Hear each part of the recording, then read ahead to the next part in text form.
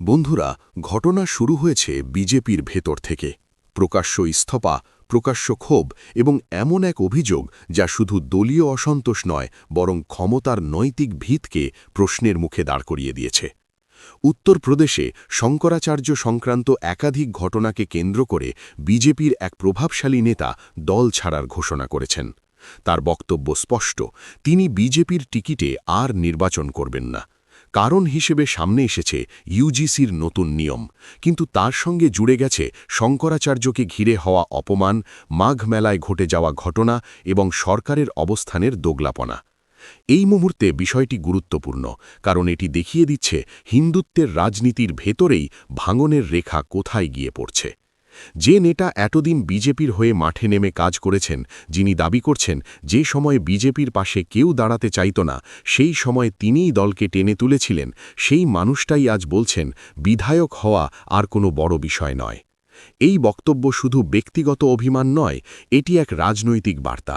তিনি স্পষ্ট করে বলেছেন, শঙ্করাচার্য ইস্যুতে দলের অবস্থান তাকে আঘাত করেছে। এর সঙ্গে যুক্ত হয়েছে ইউজিসির নতুন নিয়ম, যা শিক্ষাক্ষেত্রে বড় পরিবর্তন এনেছে বলে অভিযোগ। এই দুই বিষয় মিলিয়ে তার সিদ্ধান্ত দল ছাড়া। এই ঘটনাকে বিচ্ছিন্ন করে দেখলে ভুল হবে, কারণ গত কয়েক বছর ধরে বিজেপির রাজনীতির কেন্দ্রে ছিল একটাই সমীকরণ, হিন্দু বনাম মুসলমান। 2014 সালের পর থেকে এই বিভাজনকে রাজনৈতিক শক্তিতে রূপান্তর করা হয়েছে, কিন্তু এই প্রথম সেই বিভাজন হিন্দু সমাজের ভেতরেই দৃশ্যমান হচ্ছে। সাধু সন্ত, আখড়া, ধর্মীয় নেতৃত্ব সবাই এক জায়গায় নেই। শঙ্করাচার্য প্রশ্নে যে মতভেদ তৈরি হয়েছে তা শুধু মতের পার্থক্য নয়, ক্ষমতার প্রশ্ন। মাঘ মেলায় শঙ্করাচার্যকে নিয়ে যে ঘটনা ঘটেছে তা নিয়ে ক্ষোভ জমছিল আগেই। অভিযোগ উঠেছে শাসক দলের মদতে বা প্রশাসনিক নীরবতায় শঙ্করাচার্যের মর্যাদা ক্ষুণ্ণ করা হয়েছে। এই ঘটনার পর থেকেই বিভিন্ন স্তরে অসন্তোষ প্রকাশ পাচ্ছিল, কিন্তু এখন তা প্রকাশ্য রূপ নিয়েছে। দল ছাড়ার ঘোষণার মধ্য দিয়ে সেই অসন্তোষ রাজনৈতিক ভাষা পেয়েছে। এখানেই প্রশ্ন উঠে আসে, সরকার আসলে কোন অবস্থানে? কারণ একই সরকার, একই প্রশাসন, একই ক্ষমতার কাঠামোর মধ্যে থেকেও শঙ্করাচার্যকে নিয়ে সম্পূর্ণ বিপরীত বার্তা দেওয়া হয়েছে। একদিকে বলা হচ্ছে নির্দিষ্ট একজন শঙ্করাচার্য নন, অন্যদিকে সরকারি নথি, কুম্ভমেলার বুকলেট, গোরক্ষপীঠের অনুষ্ঠানের বিবরণ সব জায়গায় তাঁকেই শঙ্করাচার্য হিসাবে উল্লেখ করা হয়েছে। এই দ্বিচারিতা কি অনিচ্ছাকৃত, নাকি পরিস্থিতি অনুযায়ী অবস্থান বদলের রাজনৈতিক কৌশল? গোরক্ষপীঠের প্রসঙ্গ এখানে অত্যন্ত গুরুত্বপূর্ণ, কারণ এই পীঠের মহন্ত উত্তরপ্রদেশের মুখ্যমন্ত্রী। সেই পীঠ থেকেই একসময় যাকে শঙ্করাচার্য বলে সম্বোধন করা হয়েছে, আজ তার বৈধতা নিয়ে প্রশ্ন তোলা হচ্ছে। তাহলে প্রশ্নটা খুব সরল, তখন ভুল ছিল না এখন? যদি তখন ভুল হয়, তাহলে সরকারের নিজের নথি, নিজের প্রকাশনা মিথ্যা। আর যদি এখন ভুল হয়, তাহলে বর্তমান অবস্থান রাজনৈতিক সুবিধার জন্য তৈরি করা। এই দোগলাপনাই বিজেপির অস্বস্তির মূল কারণ। কারণ এতদিন যে দল নিজেকে হিন্দুত্বের একমাত্র রক্ষক হিসেবে তুলে ধরেছে, আজ সেই দলের বিরুদ্ধেই হিন্দু সমাজের একাংশ প্রশ্ন তুলছে। শুধু প্রশ্ন নয়, প্রতিবাদও করছে। সাধু সন্তদের একাংশ প্রকাশ্যে সরকারের বিরুদ্ধে কথা বলছেন। কেউ কেউ আবার উল্টো সুরে শঙ্করাচার্যের বিরুদ্ধে দেশদ্রোহের অভিযোগ তুলছেন।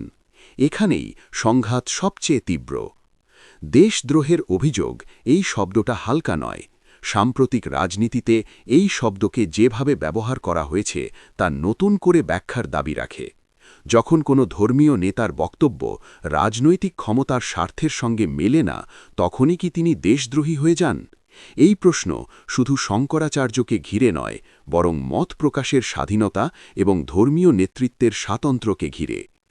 আরও বিস্ময়কর বিষয় হল, যারা শঙ্করাচার্য নন বলে দাবি করছেন, তাদের অনেকেরই কোনো স্বীকৃত পীঠ নেই, অথচ তারা রাষ্ট্রদ্রোহের মতো গুরুতর অভিযোগ তুলছেন।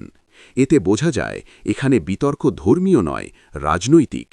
কে ক্ষমতার কাছাকাছি থাকবে, কে দূরে থাকবে, এই হিসাবেই শঙ্করাচার্যের মর্যাদা নির্ধারণ করা হচ্ছে। এই পরিস্থিতিতে প্রশাসনের ভূমিকা নিয়েও প্রশ্ন উঠছে। মাঘ মেলা থেকে শুরু করে বিভিন্ন ধর্মীয় অনুষ্ঠানে গোয়েন্দা নজরদারি, সাংবাদিকদের ওপর নজর, প্রশ্ন তোলার চেষ্টা দমন সব মিলিয়ে এক অদ্ভুত ছবি তৈরি হয়েছে। যে প্রশাসনের কাজ হওয়ার কথা ছিল শান্তি ও নিরাপত্তা নিশ্চিত করা, সেই প্রশাসন যেন সরকারের ভাবমূর্তি রক্ষার কাজে বেশি ব্যস্ত। এই প্রবণতা নতুন নয়, কিন্তু শঙ্করাচার্য ইস্যুতে তা আরও স্পষ্ট হয়ে উঠেছে। কারণ এখানে শুধু রাজনৈতিক কর্মী নয়, ধর্মীয় নেতা, সাধুসন্ত, সাধারণ ভক্ত সবাই জড়িত। যখন তাদের প্রশ্ন তোলার অধিকারও সন্দেহের চোখে দেখা হয়, তখন তা বৃহত্তর গণতান্ত্রিক সংকেত বহন করে।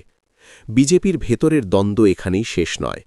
একই মঞ্চে থাকা শীর্ষ নেতাদের নাম ঘোষণা নিয়ে বিভ্রান্তি, দলীয় সভাপতির নাম না নেওয়া, এসব ছোট ঘটনা মনে হলেও রাজনৈতিক বার্তায় তা বড়।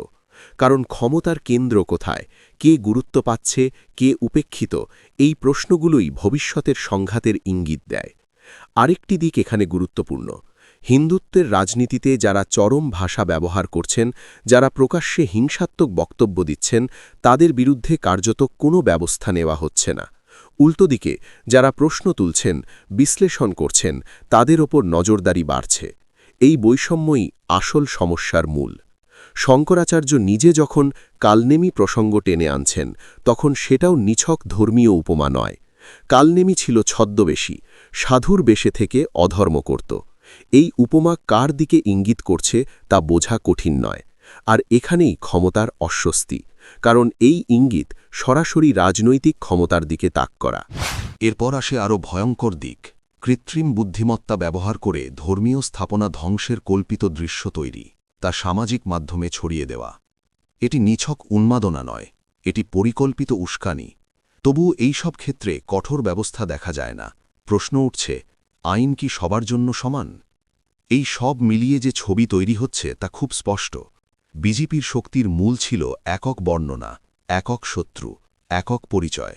কিন্তু সেই বর্ণনা এখন ভাঙছে, কারণ শত্রু আর শুধু বাইরে নয়, ভেতরেও। আর ভেতরের প্রশ্ন সবচেয়ে বিপজ্জনক। এই ইস্তফা, এই ক্ষোভ, এই দোগলাপনা সব মিলিয়ে এটি কোনো একদিনের ঘটনা নয়।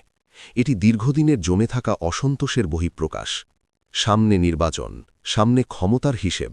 এই মুহূর্তে শঙ্করাচার্য ইস্যু শুধু ধর্মীয় বিতর্ক নয়, বরং বিজেপির ভবিষ্যৎ রাজনীতির এক বড় পরীক্ষা।